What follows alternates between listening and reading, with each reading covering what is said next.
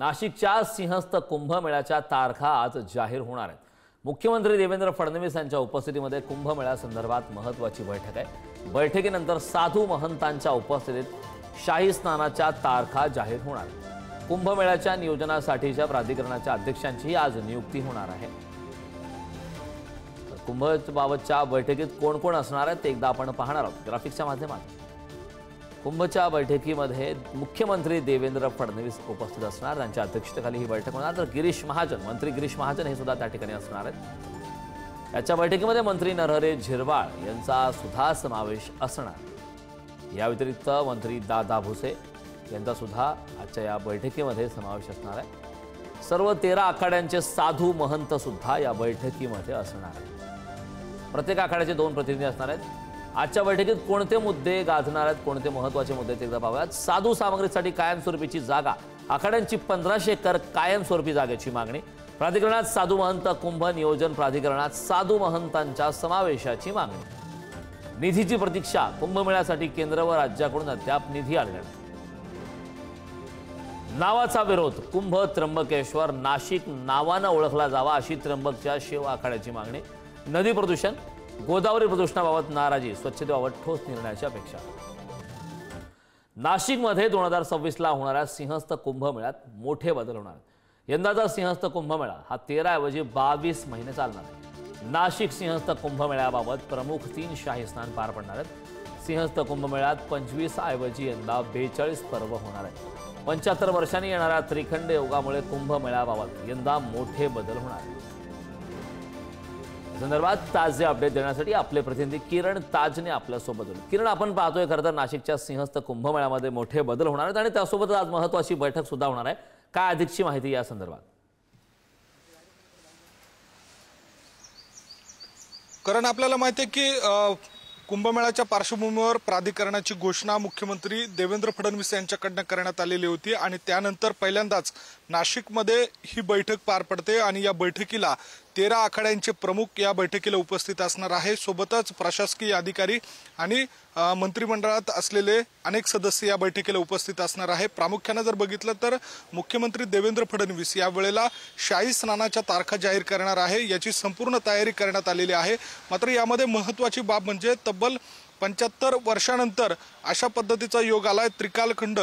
या योगामुळे जवळपास 12 महिने चालणारा जो कुंभमेळा आहे तो आता 22 महिने होणार आहे। त्यामुळे हा अतिशय महत्त्वाचा हा योग जुळून आलेला आहे। दुसरी आणखी एक महत्त्वाची बाब म्हणजे या साधू महंतांच्या अनेक मागण्या आहेत।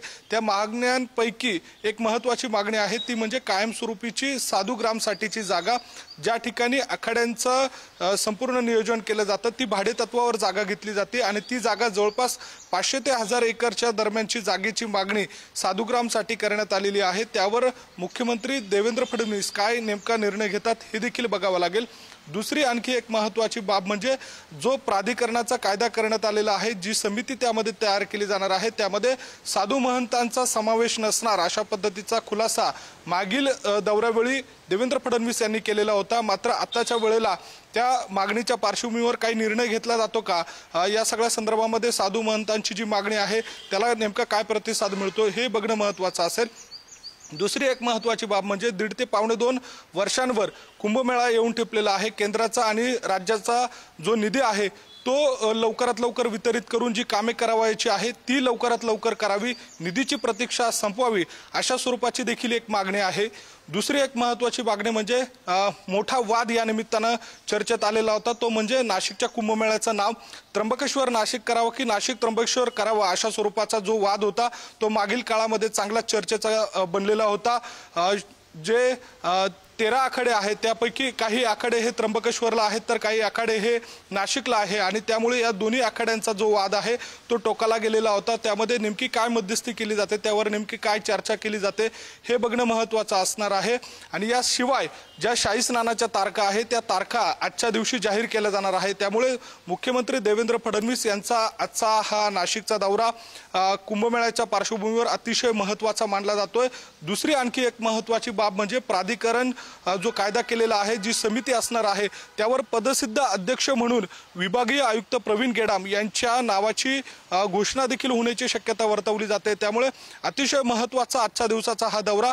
देवेंद्र फडणवीस नेमक्या काय काय घोषणा करतात, बैठकीमध्ये नेमकं काय चिंतन मनन होतं, काय नेमके वाद रंगतात हे बघणं महत्त्वाचं असणार आहे। करण अगदी किरण, खरं तर महत्त्वाचा मुद्दा आहे। वारंवार हा प्रश्न निर्माण होतो की नदी संदर्भात जे प्रदूषण आहे, नदी स्वच्छता जो मुद्दा आहे, या संदर्भात सुद्धा आजच्या बैठकीमध्ये चर्चा होऊ शकते।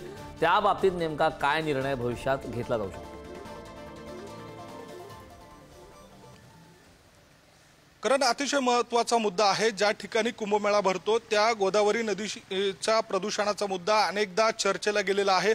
त्यासाठी वेगवेगळ्या समित्या तयार करण्यात आलेल्या आहे, कोट्यवधी रुपयांचा निधी खर्च झालेला आहे।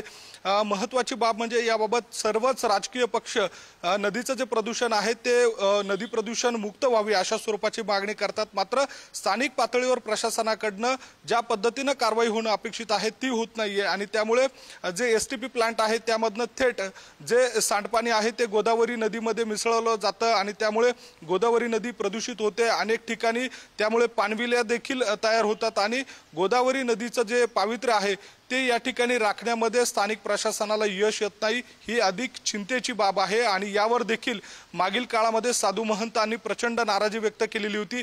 आजच्या बैठकीमध्ये देखील हा मुद्दा गाजण्याची दाट शक्यता आहे। साधू महंत या सगळ्या पार्श्वभूमीवर बोलतीलच, मात्र मुख्यमंत्री देवेंद्र फडणवीस याबाबतचा काय ॲक्शन प्लॅन तयार करतात हे बघणं देखील महत्त्वाचं असणार आहे। करण नक्कीच किरण, खूप खूप धन्यवाद या महत्त्वपूर्ण अशा माहितीसाठी। Thank you.